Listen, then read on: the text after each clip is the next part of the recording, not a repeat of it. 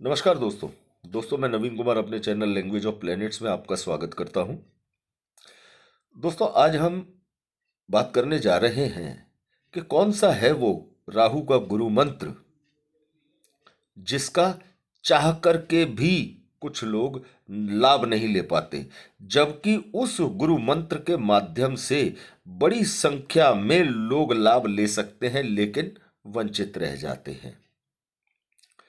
और यदि लाभ मिलता भी है तो अधिकतर देखने को मिलता है कि वो नकारात्मक क्षेत्र में लाभ लेने की कोशिश करते हैं और उस लाभ के चक्कर में अपने बड़े बड़े नुकसान करा के बैठते हैं। दोस्तों आज हम इस विषय पर चर्चा इसलिए कर रहे हैं कि जिन लोगों को सफलताएं मिल रही हैं उन्हें और अच्छी सफलता की तरफ ले जाया जा सके, या जिन्हें सफलता नहीं मिल रही है या जो लोग कुछ कर ही नहीं रहे हैं उनकी निष्क्रियता को दूर किया जा सके। दोस्तों सबसे पहले तो समझने की बात यह है कि राहु क्या है। राहु एक वाइब्रेशन है, आइडिया है, योजना है। अब आप किसी योजना पर काम कब करते हैं? देखिए, किसी भी आइडिया का वर्चस्व, किसी भी आइडिया का लाभ आपको तभी देखने को मिलता है जब आप उस पर काम करते हैं। और काम करने के लिए सबसे पहले चाहिए एक अच्छा लग्नेश, एक अच्छी सोच, एक पॉजिटिव सोच। यदि आपके लग्न के स्वामी बुध हैं, आपके लग्न के स्वामी शुक्र हैं, आपके लग्न के स्वामी शनि हैं, तो आप राहु का प्रबलतम तौर से लाभ ले सकते हैं। हम तो दोस्तों अपने तजुर्बे के हिसाब से यहां तक कहेंगे कि यदि आप किसी भी लग्न के जातक हैं, आपके लग्न का स्वामी कोई भी ग्रह है, लेकिन वो लग्न का स्वामी कुंडली में मजबूत स्थिति में है और राहु आपकी कुंडली के तीसरे, छठे और 10वें भाव में है और आपकी पर्सनैलिटी अच्छी है, आपकी सोच समझ बहुत मजबूत है, आप स्वस्थ हैं, तो राहु आपको लाभ देने के लिए तैयार बैठे हैं। आपको लाभ लेना कैसे है? देखिए दोस्तों, राहु है एक छाया। राहु की कोई क्षमता नहीं है कि वो किसी इंसान को अपने दम पर कुछ दे दे। राहु हमेशा आपको लाभ देगा तो या तो वो शुक्र के माध्यम से देगा, या शनि के माध्यम से देगा, या बृहस्पति के माध्यम से देगा, अर्थात किसी न किसी भौतिक ग्रह के माध्यम से ही आपको राहु के लाभ मिलेंगे।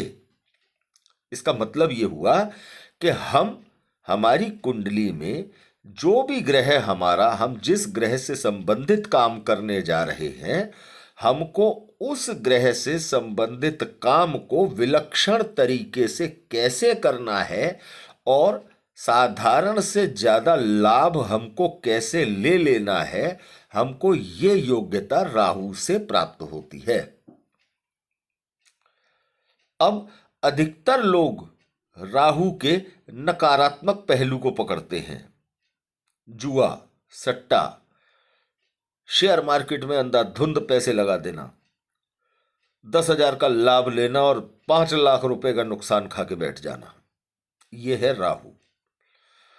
राहु ने आपको नहीं कहा कि आप लालच करें, लेकिन लालच है। राहु ने आपको नहीं कहा कि आप षड्यंत्र करें, लेकिन मन में ये जलन है तो षड्यंत्र होंगे। और इन्हीं कारणों से, इन्हीं वजहों से राहु का नकारात्मक प्रभाव देखने को मिलता है। यदि आपके लग्न के स्वामी कुंडली के अंदर मजबूत स्थिति में हैं और आपकी सोचने समझने की क्षमता अच्छी है, तो आप सबसे पहले तो आप खाली ना बैठें। अपने जीवन यापन के लिए चाहे आपके पास कोई स्किल है तो उसका भरपूर इस्तेमाल करें, चाहे वो स्किल किसी भी लेवल की क्यों ना हो। आपको अपने स्किल से रिलेटेड जो भी आइडिया आपके दिमाग में आएगा, अगर आप शुक्र के जातक हैं, अगर आपके लग्न के स्वामी शुक्र हैं, बुध है या शनि है, तो आपको अपने काम में जो भी नया आइडिया आपके पास आता है उसको सोच समझकर अप्लाई करने की आवश्यकता है। जरूरी ये है कि आप अधर्म ना करें। अधर्म किसे कहेंगे? अधर्म कहेंगे कि हमारा वो काम जिसके जरिए किसी को दुख हो या किसी का नुकसान हो, लेकिन हम अपना लाभ जो हम 200 रुपए का कमा रहे हैं, हम किसी युक्ति से उस लाभ को 1000 का कर ले जाएं, यह है राहु की योग्यता, और ये कोई अधर्म नहीं है। दोस्तों, अपने आइडियाज का इस्तेमाल करें। आप यदि आपकी कुंडली के लग्न के अनुसार आपके लग्न के स्वामी मजबूत हैं और राहु आपकी कुंडली में कारक हैं, तो आप एक बहुत बड़ी योग्यता अपने जीवन में लेकर पैदा हुए हैं। आप ज्यादा से ज्यादा अपनी बुद्धि का इस्तेमाल करें। अपने काम में आगे बढ़कर जानने की कोशिश करें कि आप जिस चीज का आपका हुनर है, ये जो काम आप कर रहे हैं, उसमें आगे बढ़कर उस काम को और अच्छे तरीके से कैसे किया जा सकता है। आपको राहु मदद करने के लिए हाथ पकड़ने को तैयार हैं। सारा संसार राहु की नकारात्मकता को देखता है, जबकि यही राहु हैं जो बहुत कम समय में आपको सफलता के शिखर पर ले जाकर खड़ा कर देते हैं। सिर्फ बात है कि हम नकारात्मकता को ज्यादा जल्दी पकड़ते हैं, सकारात्मकता की तरफ हमारा ध्यान कम जाता है।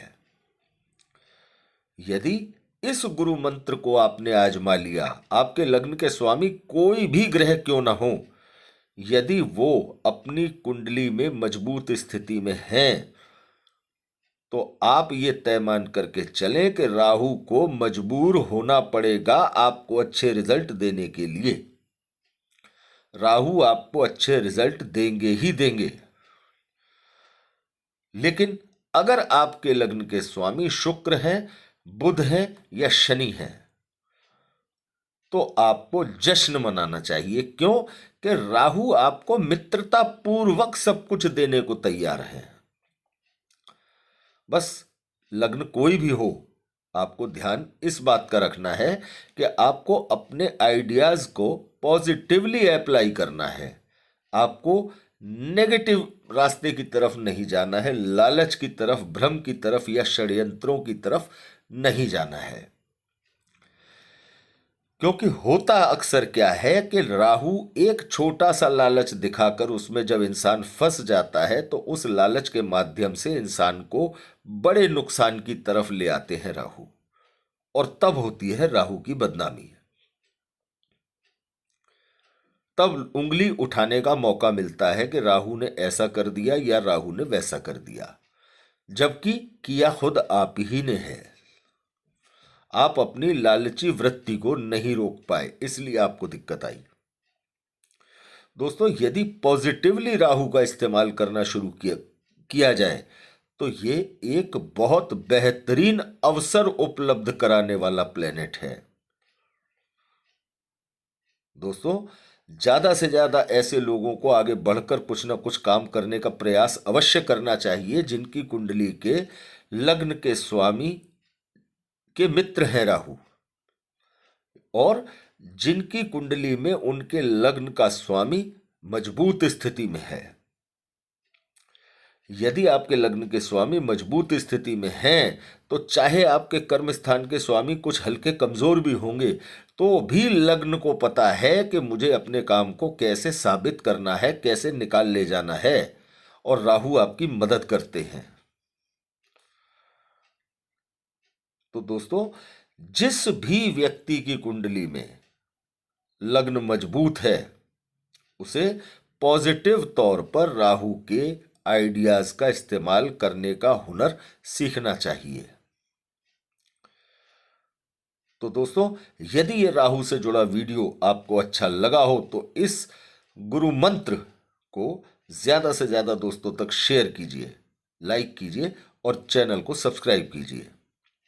अगले वीडियो में आपके सामने उपस्थित होंगे एक नए विषय, एक नई जानकारी के साथ। धन्यवाद दोस्तों।